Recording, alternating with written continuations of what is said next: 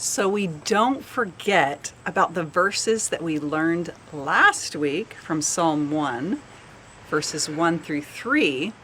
We're going to do those again for practice. Psalm 1, say with me.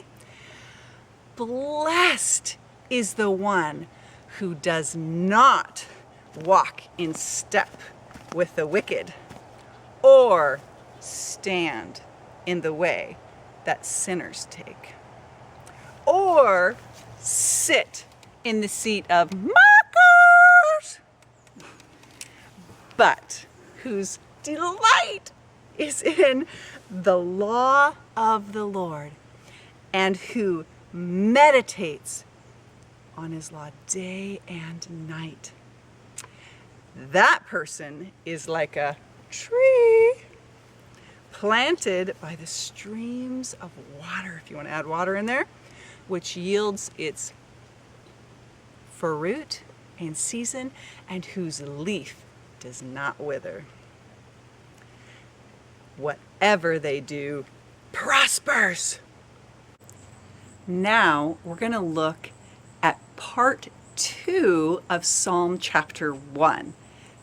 2 options with 2 different outcomes. So before we start, I want to illustrate that point of what it means to have different options having different outcomes. Okay, I'm standing on a landing, and there's some stairs going down, and there's some stairs going up. What will happen if I choose one or the other? Will there be a different outcome? The ones going down brought me to some food. Numb. And the ones going up brought me to a library. Do you guys recognize that those 2 different options, the different ways the stairs went, brought us to 2 different outcomes? Now, if you're hungry, I hope you chose the outcome of going down the stairs.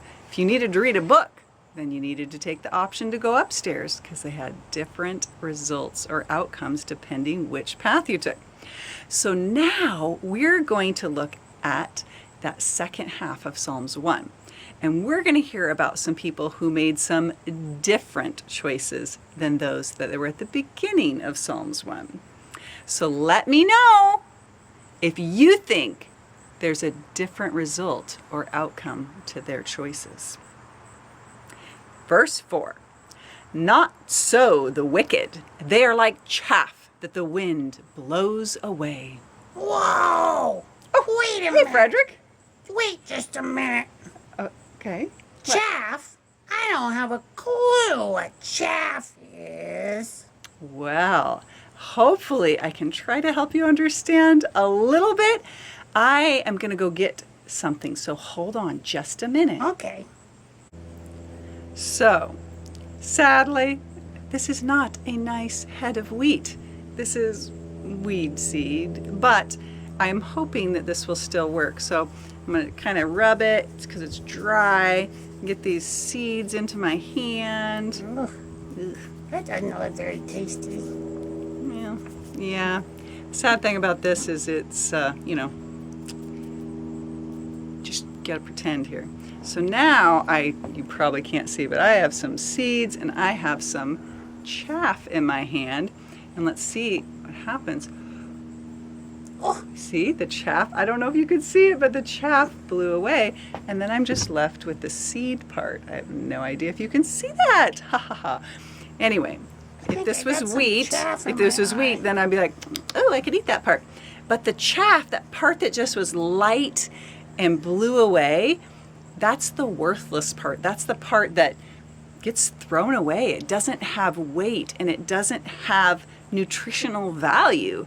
So that's the chaff. We do not want to be like the chaff. That's the seed. Yeah. Great. I just spread weeds because that's not wheat. But anyway, so I also, on the comment section, hopefully you can see where I added 2 YouTube videos if you wanted to see some people harvesting grain. Whoa, cool. Like real grain. That'd be If you cool. want to, yeah, it's super cool. So if you want to check that out. So the wicked are not bringing benefit or blessing to others. In fact, in some of the videos I saw, Frederick, the chaff, that part, it really made a mess. If you see the one, check out the head of the dog. Anyway, it even messes with their breathing. If you listen really careful, one of the people in the background is like, they're like coughing, because it can make you cough. It gets in your lungs. So, can any of you tell me how that's different from the person we talked about in verses 1 through 3 that loved God's word and obeyed Him? I can. Oh, you can? I can. Okay, fine. Go for it. Go for it. Okay. The one who walked in God's ways was like a tree that produced fruit. I wouldn't throw away a juicy peach. It makes my mouth and tummy happy. Yeah. Okay. On to verse 5. Therefore, the wicked will not stand in the judgment, nor sinners in the assembly of the righteous. At the end of their lives, they'll be judged by God, and they will be condemned. Excuse me. Another big word there. A little help, please. Oh, okay. Well, in this case, it's basically saying they will be found guilty and punished.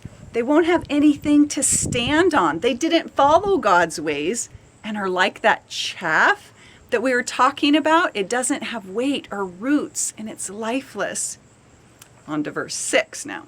For the Lord watches over the way of the righteous, but the way of the wicked leads to destruction. Ooh, I like the sound of that. I mean the part that talks about God watching over us. Whew. Isn't that beautiful? God knows all about us and approves of us, choosing His way and being a blessing. Mm-hmm. Do you think the second half of that verse sounded like a path you want to take? No way! I don't want to take a path that leads to destruction. Sounds like you have some important choices to make then. Mrs. Starr, Yes. you asked a question at the beginning. If we noticed a difference between the outcome of people's lives, whether they choose God's ways or not. So what did you all notice? Did you guys notice anything? I'm listening. Frederick's listening. Oh, boy. So what are some things that we all need to choose if we want a fruitful life instead of destruction? Do you guys remember any of the things we read about last week? What about not copying or looking like the world's ways? Standing up for what's right and not joining in with things God doesn't like. That is right. And not being influenced by people that mock or make fun of God. That's a good one. Yeah, I thought so. Instead, we think about, we love, we read, and we put God's truth from the Bible into our hearts. We drink up the water He gives us. I get it. That's a good one. The stream of water. And we obey God. So let's remind ourselves of what we do want by going back over our verses 1 through 3 again. Psalm 1. Blessed is the one who does not walk in step with the wicked, or stand in the way that sinners take, or sit in the company of mockers. But his delight is in the law of the Lord, and who meditates on his law day and night. That person is like a tree who's planted by streams of water, which yields its fruit in season, and whose leaf does not wither. Whatever he does prospers. Good job, you guys. Awesome. So it's time for an activity to get some wiggles out. So for this game, you guys are going to hear some statements and then need to decide whether that's a good choice or a bad choice. But how you're going to show me is through doing some motions or a little dance. I want you to add your own flair, but I'll show you an idea. So if it's a good choice, you're going to do a happy dance or a chicken dance, or woohoo, or yeah, whatever, do your thing. If it's a bad choice, I want you to do the no way dance, like no way, or something like that. So the trick is as well, you want to try to do it before I do it or some other helpers we're going to have as guests today. So here's the first statement. Zoom out. You take your brother or your sister's toy without telling them.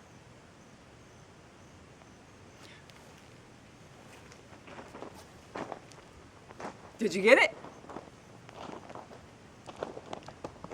You walk away when someone tries to start a fight with you. Oh yeah, oh yeah. You go out to play without asking your parents. Okay, let's see if you can beat my mom before she gets the next one. You stand up for yourself. Yeah, oh yeah, oh yeah. Here's the next one. Are you guys ready? You call your friends names like ugly or stupid.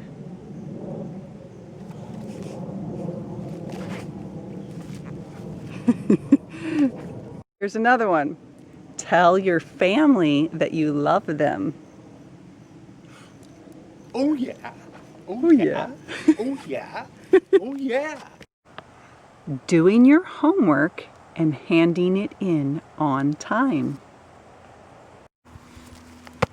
Woo! Keeping a promise.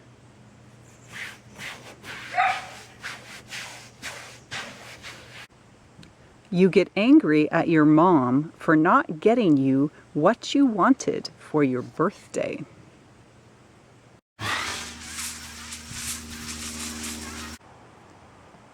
Doing something that your parents have told you not to do. No.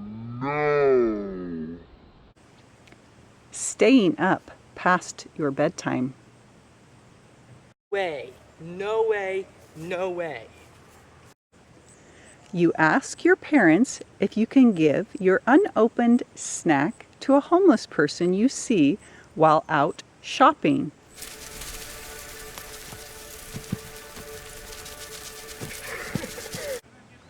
When you're on a trail, hiking, or going for a walk, you let your brother or sister be in front sometimes. Oh yeah. Oh yeah, man. Oh yeah. Oh yeah. Oh yeah. Before I graduated from high school, I had some different options, and most of them seemed pretty good, but I really wanted to know, what did God want me to do? So while I was trying to decide, I took some time to pray about it with my parents.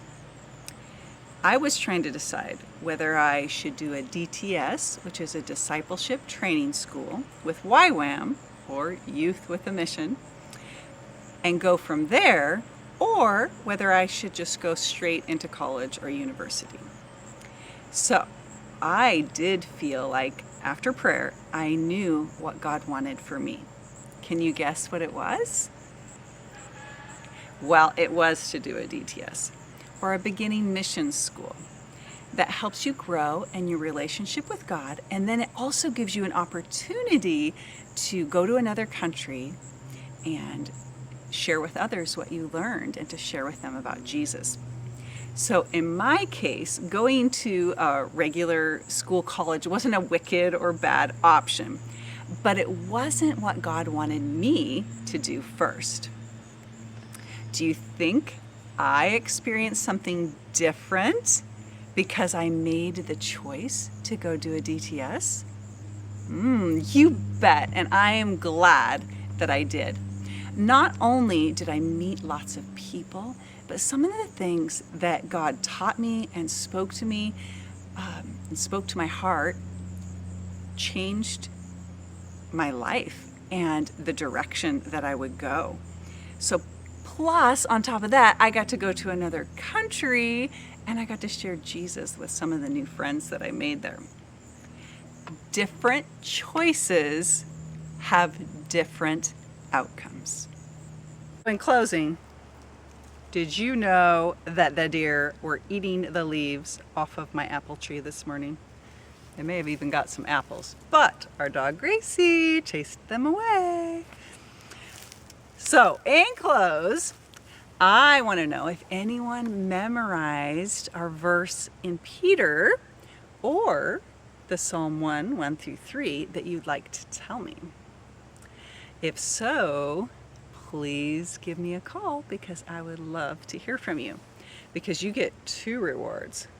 Number 1, the biggest one, you get God's blessing. You get His word in your heart that you can pull up to think on, to meditate on anytime. And we know that God loves that, right? And number 2, I have a little reward for you. Hopefully a fun little reward. So, in reminder, 1 Peter 5:7. Give all your worries and cares to God because He cares about you.